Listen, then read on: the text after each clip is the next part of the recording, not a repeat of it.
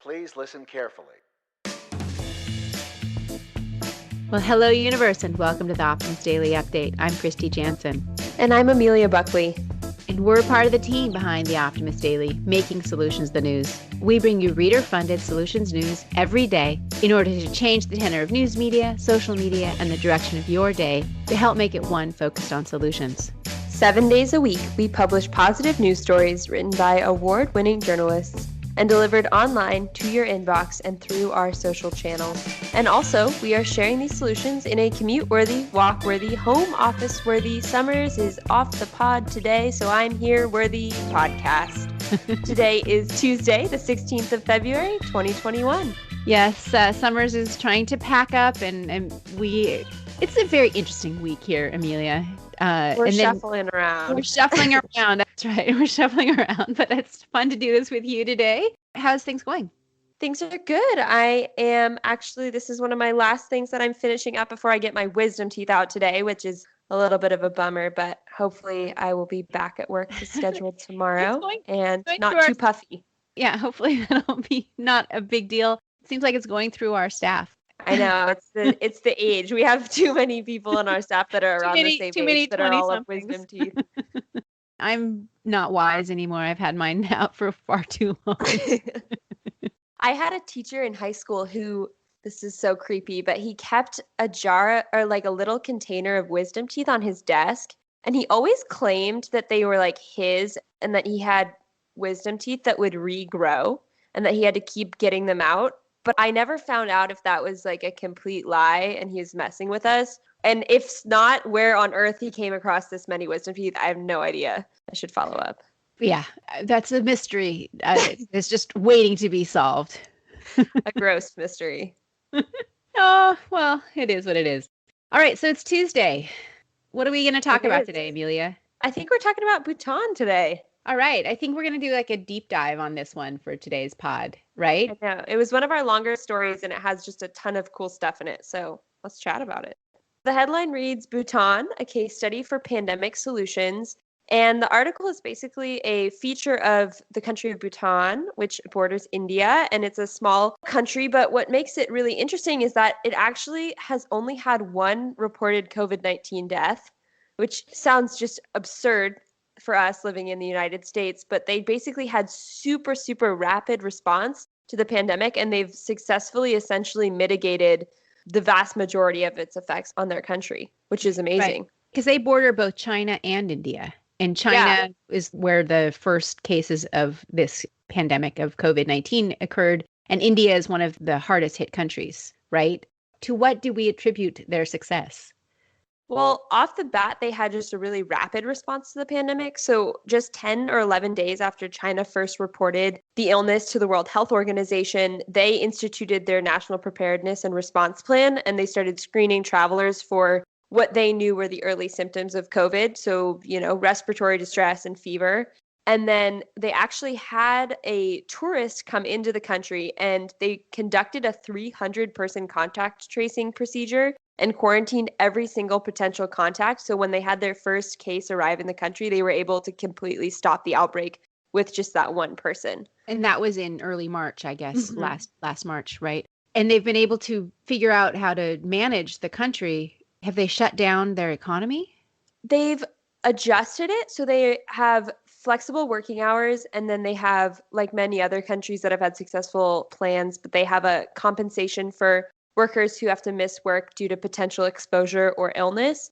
And then interestingly enough, I actually hadn't heard of this being done before. They extended the quarantine length to 21 days because the 14-day quarantine recommended by the CDC, they figured out that it actually leaves an 11% chance that someone just has a really long incubation period and could still potentially spread the virus. So they extended the stay. But if you're being quarantined in the country, they'll pay to quarantine you for free in a hotel, and they actually offer psychological counseling to people that are isolated in quarantine to ensure that nobody is having negative mental health effects from that period of isolation. Right, which is one of the things, like when I think of Bhutan, the thing that comes to mind instantly is that that's the country that came up with the happiness index, the gross national happiness index, because the way that we have come to judge success on a national level is the GDP, the gross domestic product. And that's an artifact of World War II, actually, and measuring economic growth as how we can determine a country's success and how do we rate ourselves. But as they say, you can only manage what you measure.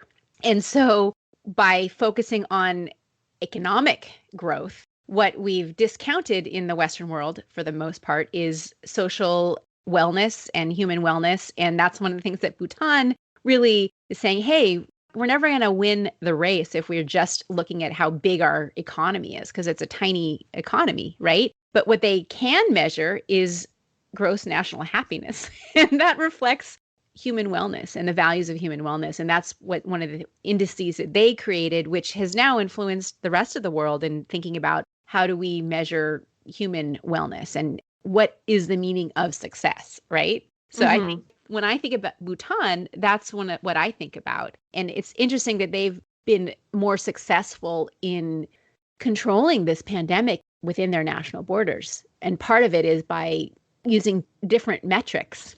Yeah, it's interesting because, public health is one of the measures that goes into gross happiness index. And it's one that GDP doesn't really account for. That's one of the main criticisms is it doesn't assess health or wellness. And so then when you have a pandemic come along, it's become very evident that a country's GDP does not reflect its success in addressing the pandemic. Totally. And the other thing I think from this article, from the longer form article that all shorter article was sourced from, it really goes into the idea of resiliency. And a country's resiliency is not how efficient they are and how quickly they can produce a widget, but rather how well they can come together as a community and a country to step up when needed. And that's one of the things that I think the Bhutanese really excel at, is doing as much as they can with little. And that reminds me of that George C. Marshall quote, General Marshall, who was the drafter of the Marshall Plan that really got Europe back to wellness after World War II on an economic level. His point was that men can do a great deal with very little if they have high morale and determination. That's the famous quote.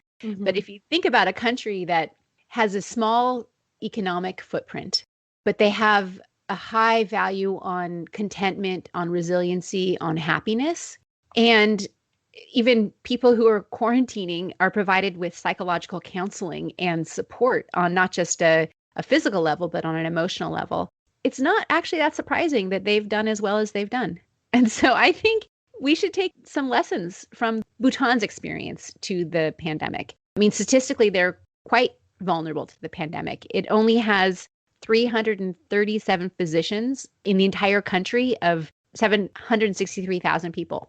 They have 340 doctors, right? And only one PCR machine to test viral samples. But even with those limited resources, the limited support staff there, they were able to really do some amazing things. So you can do a great deal with very little if you have high morale and determination. And that is a lesson that we should pay attention to. Definitely. And speaking of physicians, one of the stories of resilience that struck me from the article was that their prime minister, Lotte Schering, was actually a physician also before being elected to office, and has spent most of the pandemic continuing to perform surgeries and actually sleeping in his office to prevent exposing his family to potential virus exposures he sees at work.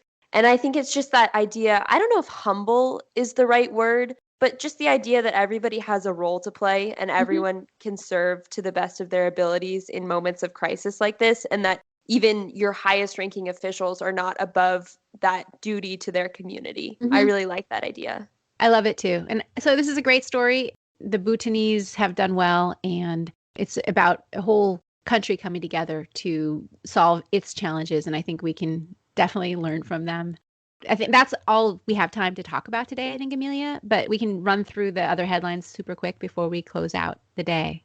Yeah, we've got some other great ones. We've got a new concrete recipe that enables the material to absorb CO2 twice as fast. Sequestering carbon in our bricks. That's great. Yeah. If you can't make the bricks out of mushrooms, then at least we can make them out of sustainable concrete. I love it.